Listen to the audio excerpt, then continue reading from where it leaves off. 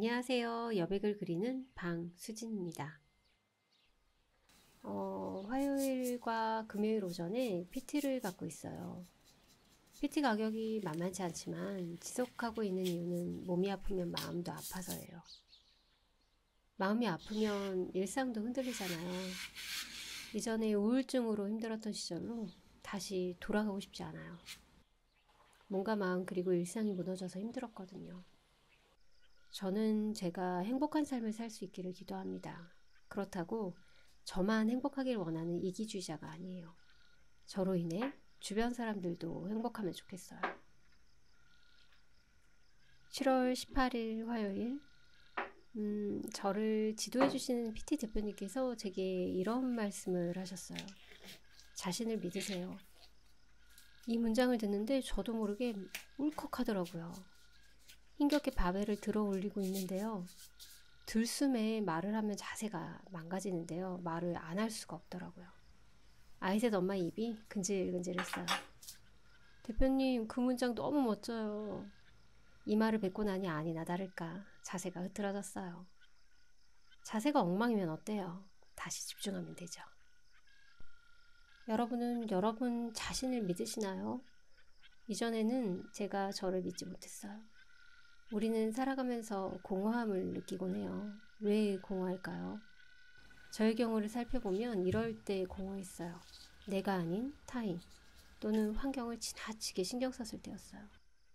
학창시절에는 작은 일에도 친구들과 하하, 호호, 히히 웃기 바빴거든요. 어른이 되니 웃을 일이 줄어들더라고요. 작은 일뿐 아니라 큰 일에도 무덤덤해졌어요. 감정을 알아차리지 못하니 무료했어요.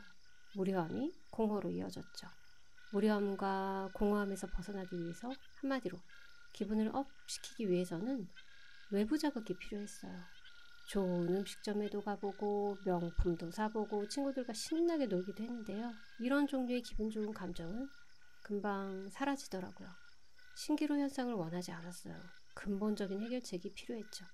저를 들여다보았어요. 그런데요. 자신을 객관적으로 볼 수 있는 사람이 과연 몇이나 될까요?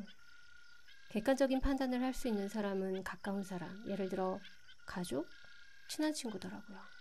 자신이 이런 사람이라는 것을 자신만 모르거나 제일 늦게 아는 사람이 자신이잖아요. 물론 자신을 객관적으로 보려는 노력은 필요해요.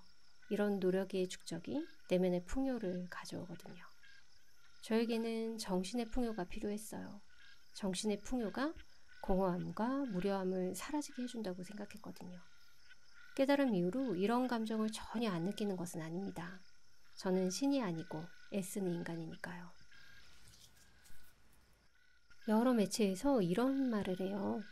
자신을 존중하는 사람이 타인도 존중할 수 있다. 당연한 말이죠. 당연한 말이 끊임없이 되풀이되는 이유는 무엇일까요? 중요하기 때문이겠죠. 중요하지만 실천하기 어려운 문장이기도 하고요.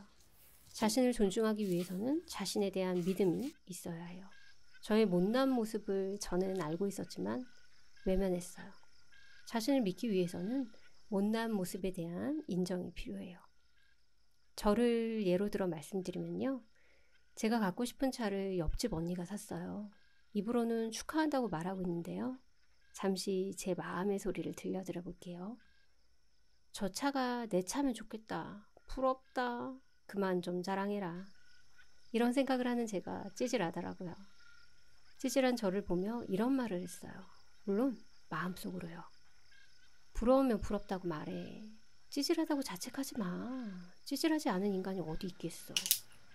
혼자 북치고 장구치고 했죠. 언니에게 말했어요. 언니 너무 부럽다.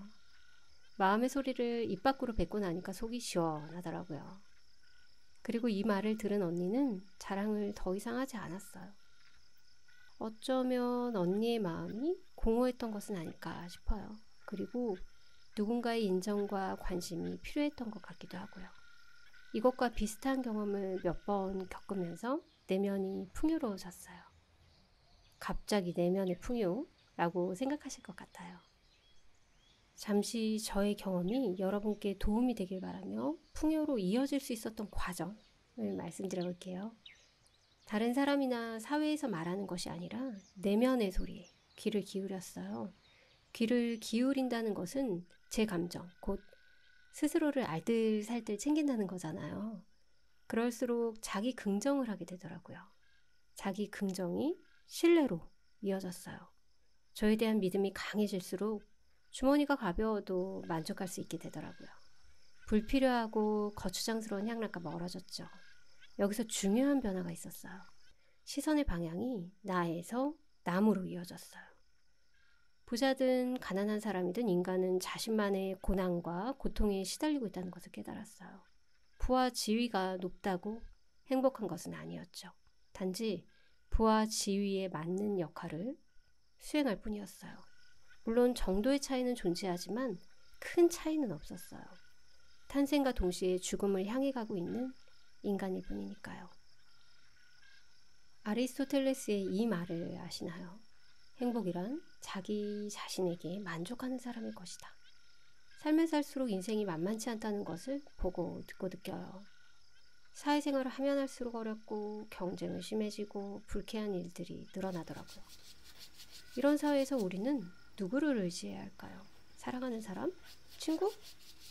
다른 사람이 아닌 자신을 믿고 의지해야 남은 인생을 그럭저럭 견딜 수 있어요. 자신을 믿는 사람이 다른 사람도 믿을 수 있고요. 저를 믿기 전에는 남도 믿기 힘들었어요. 자신에 대한 신뢰가 없으니 삶이 뒤죽박죽이더라고요. 제가 아닌 타인을 더 신뢰했어요. 결국은 어떻게 되었을까요? 타인에 대한 신뢰가 실망으로 변하더라고요. 그 다음은 어떻게 이어졌을까요? 신뢰할 만한 사람이나 책을 찾아다녔어요. 내면에서 나 좀 봐줘, 신뢰할 사람 여기 있어 라고 말했지만 듣지 못했고 듣지 않았어요. 공허함, 무료함, 허무함이 커졌어요. 하지만 지금은 달라졌어요. 저를 믿게 되었기 때문입니다. 자신에 대한 믿음이 하루아침에 생기지 않았어요. 이전에 말씀드린 것처럼 경험이 쌓여야 했어요. 언제까지 쌓아야 해? 라고 생각하시나요? 사람마다 다르겠지만 저는 3년의 세월이 걸린 것 같아요. 누군가에게는 긴 시간일 수 있고 또 다른 누군가에게는 짧은 시간일 수 있는데요. 길다고 생각하시는 분께 이런 말씀을 드리고 싶어요. 저는 그림 그리는 사람인데요.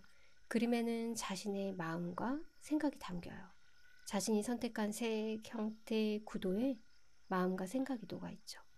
삶이 바빠서 무관심했던 또는 인정하고 싶지 않았던 마음과 생각이 그림에 표현되더라고요.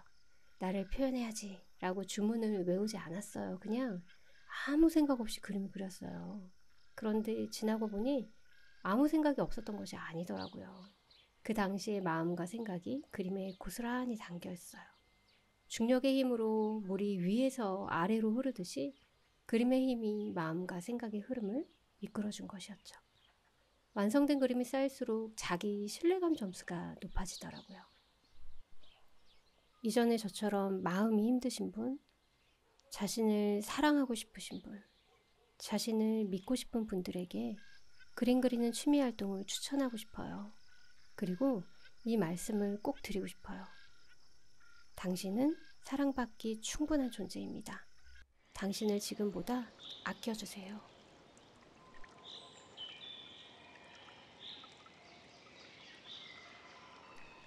지금까지 여백이 있는 삶을 시청해주셔서 감사해요. 삶의 여백을 통해 쉼, 위로, 용기를 얻으실 수 있기를 바랍니다.